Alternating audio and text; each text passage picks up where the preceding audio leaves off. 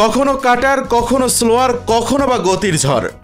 এই মুস্তাফিজুর রহমানকে সামলানোর সাধ্যটা আছে কার? নিয়মিতই যেমন কৃপণতা দেখাচ্ছেন, ঠিক তেমনই ম্যাচের মহাগুরুত্বপূর্ণ সময়ে প্রবল চাপের মুখে প্রতিকূল পরিবেশে দাঁড়িয়ে থেকে দক্ষ শিকারীর বেশে ফটাফট উইকেট শিকার করছেন। এটা আমার কোনো বানানো কথা নয়, এটা হচ্ছে সাম্প্রতিক সময়ে যে কোনো দলের হয়ে মুস্তাফিজুর রহমানের পারফরমেন্সের সংজ্ঞা। তবুও ইন্ডিয়ান প্রিমিয়ার লিগ আইপিএল এর সবশেষ মৌসুমের মেগা নিলামে দল পাননি বাংলাদেশ জাতীয় ক্রিকেট দলের তারকা পেসার মুস্তাফিজুর রহমান। তবে শেষ দিকে মাত্র 3টি ম্যাচের জন্য দিল্লি ক্যাপিটালসের ডাক পেয়েছিলেন কাটার মাস্টার তাফিজ।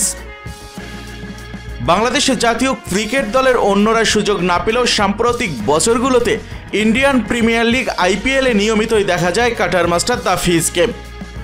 গত আসরে দিল্লি ক্যাপিটালসের হয়ে মাত্র 3 ম্যাচে খেলার সুযোগ পেয়েছিলেন এই তারকা পেসার। দল প্লে অফে গেলে ম্যাচ সংখ্যা আরও বাড়ার সুযোগ থাকলেও তেমনটা হয়নি। মাত্র 3 ম্যাচের সুযোগ পেলেও ব্যক্তিগত পারফরমেন্সে উজ্জ্বল ছিলেন এই কাটার মাস্টার। 3 ম্যাচে 4 উইকেট শিকার করেন বাংলাদেশের এই পেস সেন্সেশন। এর মধ্যে 1 ম্যাচেই পেয়েছেন 3 উইকেট। ভারতীয় সংবাদ মাধ্যমগুলোর মতে মিনি অকশনকে সামনে রেখে 15 নভেম্বরের মধ্যে আইপিএল এর দলগুলোকে জানিয়ে দিতে হবে তারা কাদের ধরে রাখবে এবং কাদের ছেড়ে দিবে। তাই এরই মধ্যে স্কোয়াড সাজানোর কাজ শুরু করে দিয়েছে ফ্র্যাঞ্চাইজিগুলো। তারই ধারাবাহিকতায় গত মৌসুমে যাচ্ছে তাই পারফরমেন্স করে দলকে ডোবানো বেশ কিছু বড় বড় তারকা ক্রিকেটারদের ছেড়ে দিবে দিল্লি ক্যাপিটালস। তবে গত আসরের বদলি হিসাবে খেলায় মুস্তাফিজুর রহমানকে রিটাইন করার সুযোগ নেই দিল্লির। তবে চাইলে ডিসেম্বরে অনুষ্ঠিত হতে যাওয়া মিনি নিলাম থেকে এই কাটার মাস্টারকে আবারও দলে ফেরাতে পারে দলটি। অন্তত ক্রিকেট বিশ্লেষকদের মতামত এটাই। আর কারণ হিসাবে তারা বলছেন মুস্তাফিজুর রহমানের সাম্প্রতিক পারফরমেন্স। সাম্প্রতিক সময় অর্থাৎ 2025 সালে টি-20 সেরা 3 বোলারের মধ্যে একজন মুস্তাফিজুর রহমান। ক্রিকেট বিশ্লেষকরা আরও একটি বিষয় স্পষ্ট করেছেন, গত ইন্ডিয়ান প্রিমিয়ার লিগ আইপিএল এর রানের ফোয়ারা ছুটেছে। গত ইন্ডিয়ান প্রিমিয়ার লিগ আইপিএল এর পরিসংখ্যানটা যদি দেখা যায় তাহলে বুঝতে পারবেন সাম্প্রতিক আসরগুলোতে ব্যাটসম্যানরাই রাজত্ব করেছে। অস্ট্রেলিয়ার তারকা পেসার মিচেল স্টার্ক এবং শ্রীলঙ্কার দুষ্মন্ত চামিরাকে গত মেগা নিলাম থেকে প্রথম স্কোয়াডে দলে ভিড়িয়েছিল দিল্লি ক্যাপিটালস। তাদের পারফরমেন্সের দিকে যদি তাকান, তারা রান দিয়েছেন দেদারসে। এই যেমন মিচেল স্টার্ক 11 ম্যাচ খেলেছেন, যেখানে তিনি বোলিং করেছেন প্রায় ওভার প্রতি 10 রানেরও বেশি করে। আর শ্রীলঙ্কার দুষ্মন্ত চামিরা গত আসরে দিল্লি ক্যাপিটালসের হয়ে 6 ম্যাচে মাত্র 4টি উইকেট শিকার করেন আর ওভার প্রতি 11 রানের উপরে করে দিয়েছেন তিনি। আর লোকাল পেসারদের অবস্থা তো আরও শোচনীয়। আর তাই তো এমন পারফরমেন্সের পর দিল্লি নিশ্চিতভাবেই তাদের পেস আক্রমণ ভাগকে আবারও ঢেলে সাজাতে চাইবে, যেখানে তাদের মাথায় প্রথমেই আসতে পারে মুস্তাফিজুর রহমানের নাম। কারণ গত আইপিএলে 3 ম্যাচে মুস্তাফিজুর রহমান যে পারফরমেন্সটা করেছেন তেমন পারফরমেন্সে নিশ্চিতভাবেই এবারের আইপিএলেও ঠিক এমন পারফরমেন্স করা প্লেয়ারকেই দলে ফেরাতে চাইবে দিল্লি ক্যাপিটালস। কারণ গত আসরে দিল্লির হয়ে মাত্র 3 ম্যাচে 4 উইকেট নিলেও তার ইকোনমি রেটটা ছিল ঈর্ষণীয়, যেখানে তিনি বোলিং করেছেন ওভার প্রতি 8 রানেরও নিচে। তার সাথে এই বছর মুস্তাফিজুর রহমানের টি-20 পারফরমেন্স তো আছেই।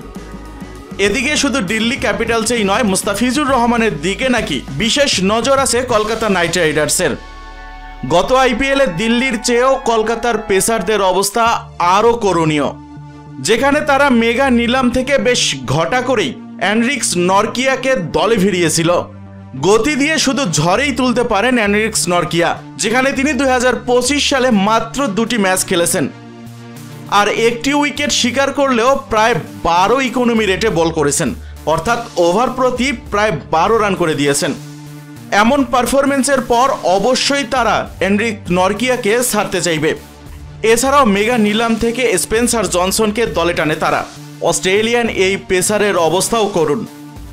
2025 সালে কলকাতার হয়ে 4 ম্যাচ খেলার সুযোগ পেয়েছিলেন, যেখানে তিনি 4 ম্যাচে উইকেট শিকার করেছেন মাত্র 1টি আর ওভার প্রতি তিনিও প্রায় 12 করে রান দিয়েছেন। এমন করুণ দুর্দশার পর শাহরুখ খান নিশ্চিতভাবেই তার পেস ইউনিটকে আবারও ঢেলে সাজাতে চাইবে। যেখানে ভারতের প্রথম সারির বেশ কিছু সংবাদ মাধ্যমের দাবি মুস্তাফিজুর রহমানকে নাকি কলকাতা নাইট রাইডার্স দলে ফেরানোর জন্য উঠে পড়ে লেগেছে। আর সংবাদ মাধ্যমগুলো বলছে কলকাতা নাইট রাইডার্স নাকি গত মৌসুমে তারা ম্যাচ থেকে ছিটকে পড়েছে শেষের 5 ওভারে, অর্থাৎ ডেথ ওভারে স্পেশালিস্ট পেসার না থাকার কারণেই তারা বিপদে পড়েছে বেশি। আর ডেথ ওভার বোলিং স্পেশালিস্ট যদি কারো নাম সবার আগে আসে সেটা অবশ্যই গোটা বিশ্বে মুস্তাফিজুর রহমানই একমাত্র। আর তাই তো মুস্তাফিজুর রহমানকে যে করেই হোক তারা দলে ফেরাতে চাইবে। ভারতের এই সংবাদ মাধ্যমগুলোর দাবি এই বছর মুস্তাফিজুর রহমান এতটাই সন্দেহে আছেন যে তাকে নিয়ে অকশনের টেবিলে ঝড় উঠতে পারে। এই যেমন মুস্তাফিজুর রহমানের খেলা সর্বশেষ ওয়েস্ট ইন্ডিজের বিপক্ষে সেই ম্যাচটার কথাই বলি। সব মিলিয়ে মুস্তাফিজুর রহমান সেই ম্যাচে তার স্পেলে 4 ওভারে মাত্র 3 রান দিয়ে 3 উইকেট শিকার করেন। ইকোনমি রেটটা 5.25। উইকেট তুলবেন অথচ রান দেবেন না। মুস্তাফিজুর রহমান এমন ব্রতই তো তাকে সেরা বানিয়েছে। এই যে রান রেট আর উইকেট তোলার কম্বিনেশন, এটা কেবল ফিজের দ্বারাই সম্ভব। কখনো স্লোয়ার, আবার প্রয়োজনে 140 গতির উপরে বোলিং। এই মুস্তাফিজ যে বড্ড আনপ্রেডিক্টেবল, এই মুস্তাফিজ যে সবার সেরা। তবে সবসময় হয়তো এমনটা হয় না, কিন্তু মুস্তাফিজুর রহমান নিজের কাজটা করে দেন নিয়মিতই, প্রায় প্রত্যেকটি দলের জন্যই। কৃপণ বোলিংয়ে তার চেয়ে ভালো বলার এখন দুনিয়ায় হাতে গোনা। এই বছর টি-20তে অন্তত 10 ওভার বোলিং করেছেন এমন বলারদের মধ্যে টেস্ট খেলুড়ে দেশের কারোরই ইকোনমি রেট অন্তত মুস্তাফিজুর রহমানের চেয়ে ভালো নয়। 2025 সালে 17 ম্যাচ খেলে 64.2 ওভার বোলিং করেছেন কাটার মাস্টার। ওভার প্রতি গড়ে দিয়েছেন মাত্র 6 রান। এই বছর টি-20তে সেরা 10 জন উইকেট শিকারী বলারের মধ্যে একজন কাটার মাস্টার, যেখানে মাত্র 16.78 বোলিং গড়ে উইকেট তুলেছেন 23টি। টেস্ট খেলুড়ে দেশের পেসারদের মধ্যে তার চেয়ে ভালো বোলিং গড় আছে কেবলমাত্র জিম্বাবুয়ের ব্রেড ইভান্স আর বাংলাদেশের তাসকিন আহমেদের। পরিসংখ্যানের বাইরেও মুস্তাফিজুর রহমান যে কোনো দলের জন্য হতে পারেন বড় প্রভাবক। দেশের টি-20 সাফল্যে তিনি ছিলেন অন্যতম নায়ক। পুরো বোলিং বিভাগকে নেতৃত্ব দিচ্ছেন তিনি। অন্তত রান আটকে দেওয়ার কৃপণতায় তাকে ছাড়িয়ে যেতে পারেননি এখন পর্যন্ত কেউই। বলতে গেলে টি-20-র সেরা বলার এখন মুস্তাফিজই। একদম বোলিংয়ে কমপ্লিট প্যাকেজ তিনি, যেখানে তার চেয়ে পিছিয়ে আছে এই বছর টি-20-র যাকে সেরা বলার বলা হয় রশিদ খানও। আর তাই তো ক্রিকেট বিশ্লেষকদের মতে মুস্তাফিজুর রহমানকে নিয়ে নিলামের টেবিলে যুদ্ধ করতে হবে বেশ কয়েকটি দলকে।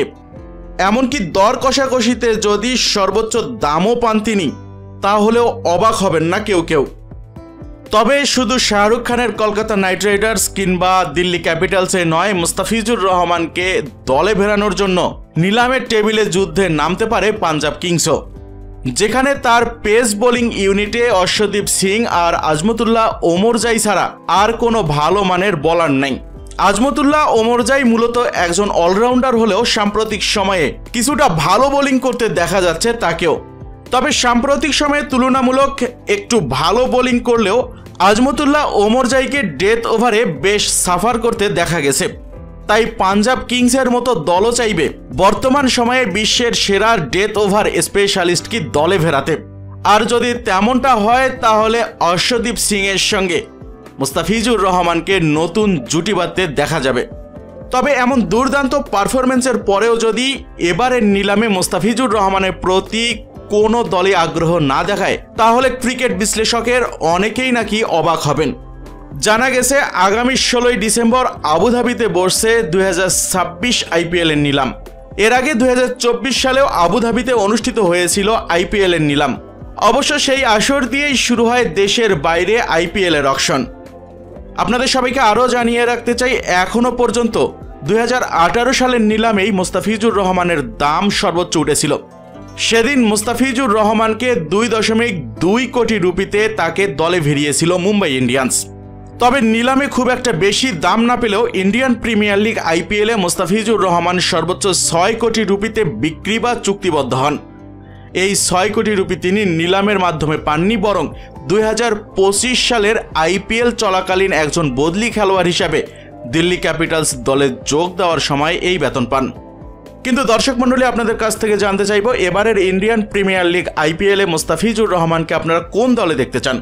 আপনার মতামতটি জানাতে ভুলবেন না নিচে কমেন্ট সেকশনে। ভিডিওটি ভালো লাগলে লাইক দিন আর শেয়ার করে জানিয়ে দিন আপনার ক্রিকেট প্রেমী বন্ধুদের।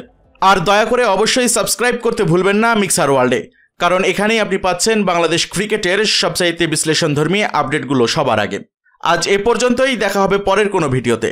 ততক্ষণ পর্যন্ত সবাই সুস্থ থাকুন, ভালো থাকুন এই কামনাই করি। ধন্যবাদ সবাইকে।